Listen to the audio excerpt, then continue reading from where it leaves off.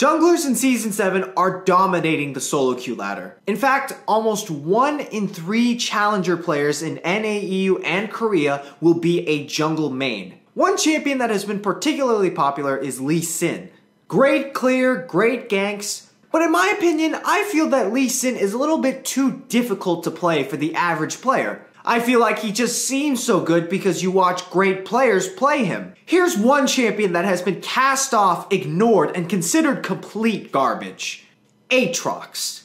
You will find dozens of posts of different people on different platforms saying different things about how bad Aatrox is. This is sweet dreams. He is a master tier Aatrox one-trick pony. In fact, he is the only Aatrox one-trick pony in NA, Korea, or EU West. He has played nothing but Aatrox and he has a 63% win rate. How is he so successful on such a seemingly shit champion? First off, he plays in jungle, not top lane. Though Aatrox does have a fairly interesting top lane, with some fairly decent matchups, such as Darius. I mean, do you know any champions that can 1v1 Darius after he gets 5 hits of his passive? Well, apparently Aatrox is one of them. With a decent snowball, a good laning phase, and an ability to shred tanks, Aatrox is an okay top laner. However, he's not a great top laner. He is, however, a fairly good jungler. What does this guy do to make Aatrox jungle successful? First, he starts Q level 1. Most Aatrox players start W because that is his best ability. But the reason he starts Q is so he can charge up that blood well of his. As soon as he gets into the game, he starts using his Q. By the time the first buff spawns, he will have a full blood well. A full blood well gives you 30% bonus attack speed for free. That's almost like having 3 daggers at level 1. Many junglers in the new season have had some troubles being able to clear other camps and staying at a good amount of HP. Meanwhile, Aatrox rarely ever even dips below half HP thanks to his W. He's got a solid early clear and he's almost always ready to gank. Now, how good are his ganks in actuality? Meta junglers such as Lee Sin and Ivern need to hit skill shots. Lee Sin needs to hit his resonating strike and Ivern needs to hit his root. What does Aatrox need to hit? Aatrox just needs to hit you. When you have 30% bonus attack speed, red buff, and an auto attack enhancer, an Aatrox hitting you tends to hurt. When you gank someone, just come in from behind them and start hitting them.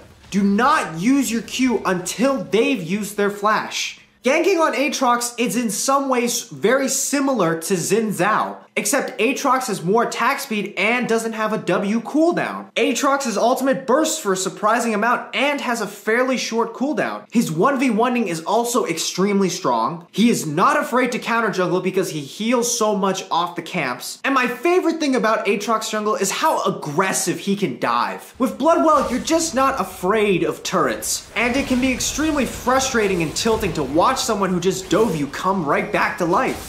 What about his objective taking? Well, Aatrox can solo dragon and he still never dips below half. Other silly junglers like Graves are wasting their time ganking, meanwhile Aatrox is just taking dragon for free. And Baron, exactly the same thing. You do not dip below half when killing objectives on Aatrox. You can tank Baron or you can damage Baron. Aatrox can do both. He snowballs extremely well and he's fairly sticky. But the best part, what is the best part about Aatrox?